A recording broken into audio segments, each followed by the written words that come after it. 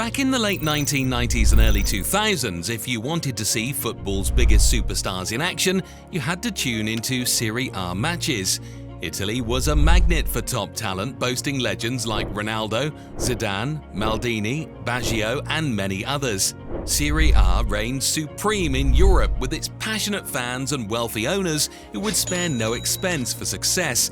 Italian football seemed unstoppable. However, behind the scenes of this football paradise, a storm was brewing, a storm that would eventually erupt into the biggest scandal ever in football.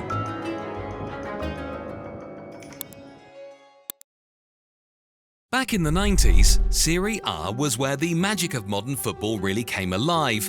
It was a golden era where Italian clubs weren't just dominating domestically, with 3 Champions League titles and 5 different league champions, but were also making waves across the continent. Players from Serie A won 5 Ballon d'Or awards throughout the decade, a testament to the league's prowess. As the 90s gave way to the 2000s, this dominance seamlessly transitioned into an era where Italy became the go-to destination for footballers looking to make history and win trophies. The talent wasn't just concentrated in top teams like Milan, Juventus, Inter, and Roma. Clubs like Parma, Fiorentina, and Lazio were also packed with top-tier players. During this period, Serie A didn't just spend big. It crafted formidable teams that consistently proved themselves as top contenders on the European stage. Now, in the 2000-2001 season, the first of the new millennium, AS Roma took the spotlight with their manager Fabio Capello, and the standout performances of Francesco Totti alongside the scoring talent of Gabriele Batistuta. They clinched the first Serie A title of the decade.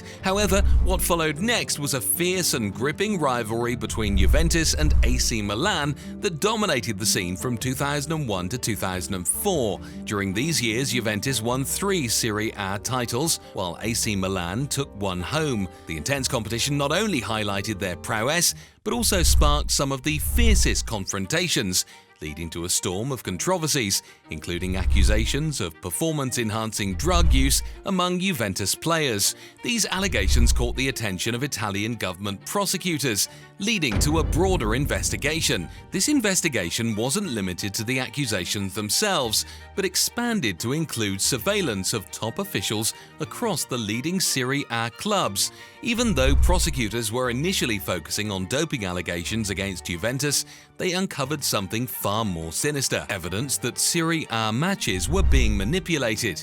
This revelation came about after the Italian football agency, GEA World, intercepted phone calls between top Serie A club officials with conversations dating back to 2004. Despite this alarming discovery, there was little to no immediate action taken. The issue escalated in 2006 when La Gazzetta dello Sport, a prominent Milan-based newspaper, broke the story, bringing the details of the investigation to public attention. Following this exposure, transcripts of these damning phone conversations were published across major Italian newspapers under the name Calciopoli. The revelation shook the foundations of Italian football, uncovering a network of corruption that had tainted the sport at its highest levels. According to leaked details, Juventus directors Luciano Moggi and Antonio Girardo were caught talking directly with Serie A officials to influence which referees were chosen for games. They wanted referees who would favor Juventus. In one phone call, they spoke to Pierluigi Parietto, the head of referees, and even suggested specific names to make sure the games would be tilted in Juventus's favor. The investigation then found that similar talks were happening with other clubs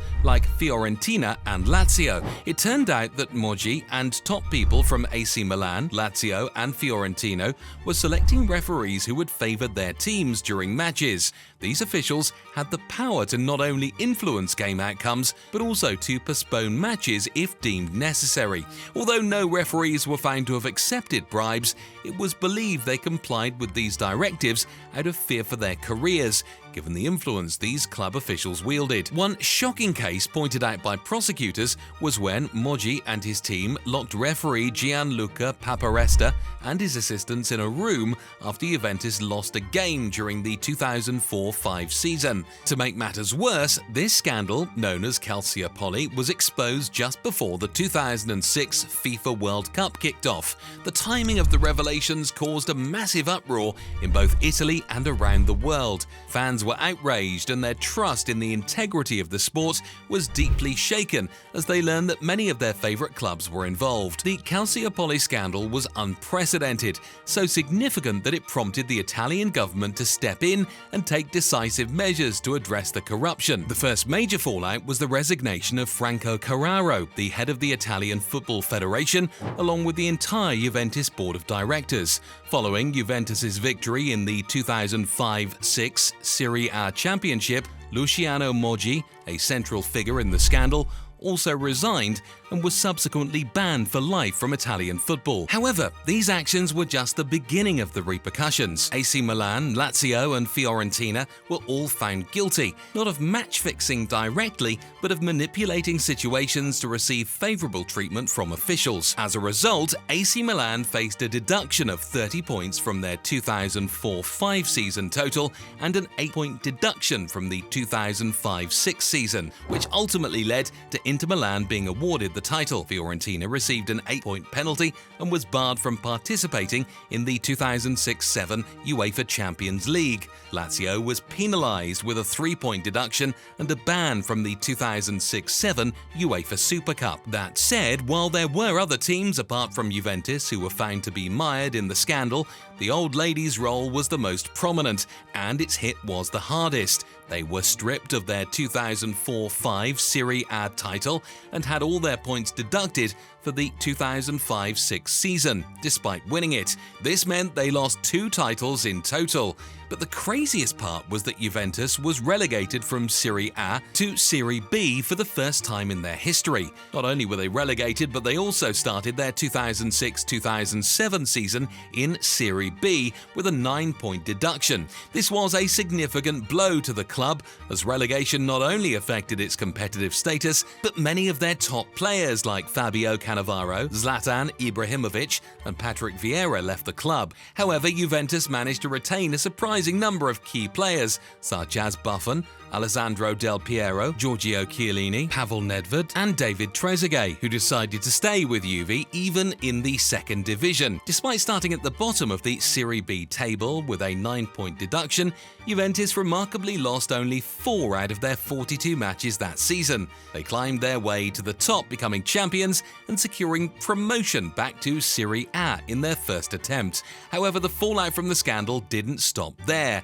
All clubs involved were hit with substantial financial penalties. Numerous officials from the Italian Football Federation, as well as referees, faced bans, fines, and even prison sentences. The long-term impact of Calciopoli on Italian football was profound, tarnishing the global image of Serie A and leading to a decline in the league's competitiveness and financial standing. This included lost television revenues, decreased sponsorship, and diminished matchday income. The scandal triggered a mass exodus of superstars and talent from Italian football, a loss that went largely unreplaced. This left Italian teams scrambling to assemble squads that could compete both domestically and in European competitions. In response, the remaining big Italian clubs, teams like AC Milan, Inter Milan and Roma, embarked on a spree of desperation, spending to try to rebuild themselves and stay competitive. While this strategy yielded some short-term gains, with Milan becoming the dominant side in Italy and Inter celebrating success including a European treble,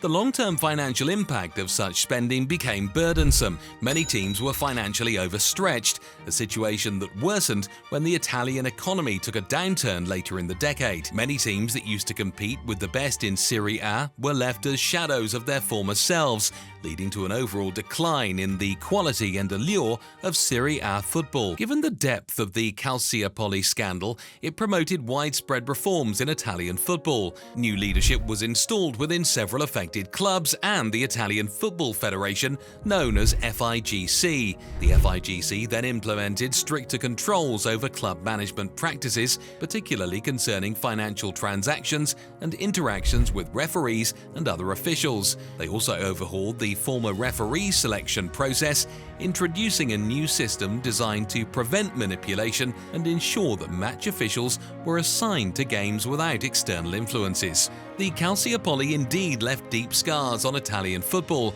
highlighting the dangers of corruption and the profound impacts of dishonesty in sports. However, this dark chapter has also acted as a catalyst for profound reforms and a resurgence of the values of honesty and integrity within the league. Today, Serie A has not only returned to its high standards of competitive football, but it has also become a symbol of redemption and resilience, having successfully fought its way back to relevance. The transformation witnessed over recent years has rekindled hope and enthusiasm among supporters, hinting at a brighter future that honours the rich legacy of Italian football while adhering to the highest standards of integrity. As Italian football continues to grow and evolve, the lessons learned from the Calciopoli remain ever present, serving as a powerful reminder to the football world of the importance of maintaining integrity in the beautiful game. This ongoing commitment to transparency and fairness ensures that Serie A not only recovers its former glory, but also sets a global standard in sportsmanship and ethical conduct, ensuring that such scandals are a thing of the past. The journey to full redemption is still underway, but Italian football is dedicated to moving towards a brighter future. So, what do you make of the scandal? Do you think the repercussions were enough? Let us know in the comments below, and don't forget to like, share and subscribe for more insights about the business side of sports. Thank you for watching.